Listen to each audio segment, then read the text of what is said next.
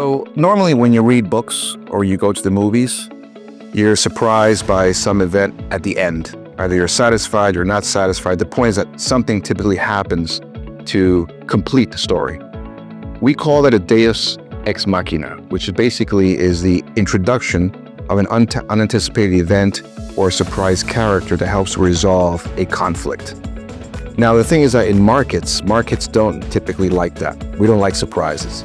So, these past few months, we've seen a bunch of elections around the world where we've been surprised by unanticipated events. And we've seen examples of this in India and Mexico. Now we have a situation in the United States where with the new Trump administration, we know that tariffs are coming. We know that there might be policies about lower immigration, but we don't know what the unintended consequences of those policies will be. So the next 2 years until we have the midterm elections in the United States, we'll probably see a lot of turbulence, a lot of debate, a lot of discussion, but the ramifications of these policies around tariffs and lower immigration are going to have a ripple effect around the world. We don't know how the China authorities are going to respond.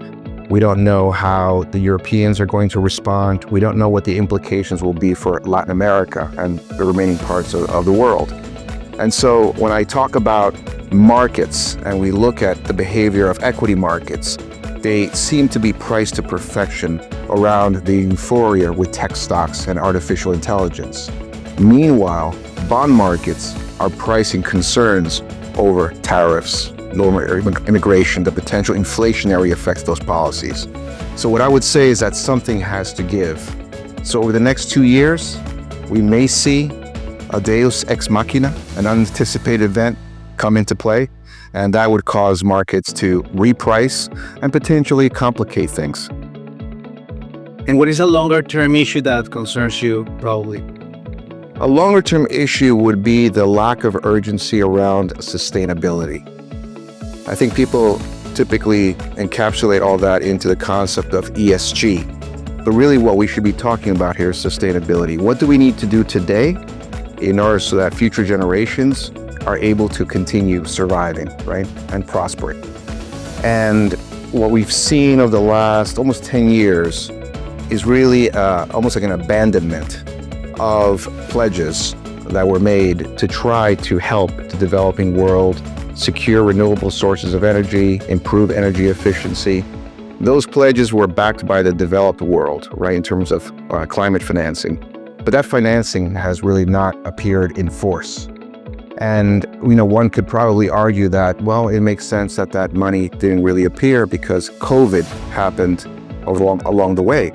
And so that strained government financing, it strained public finances.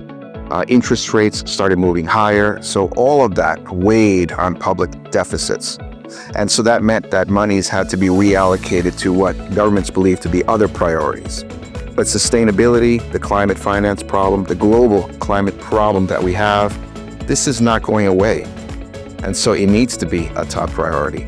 So I think the longer term issue really is how will governments respond to this emergency and whether they'll find a wherewithal and the public, you could say, will or the citizenry will to really make climate financing a priority, and that we see the deployment of the necessary capital to address this issue.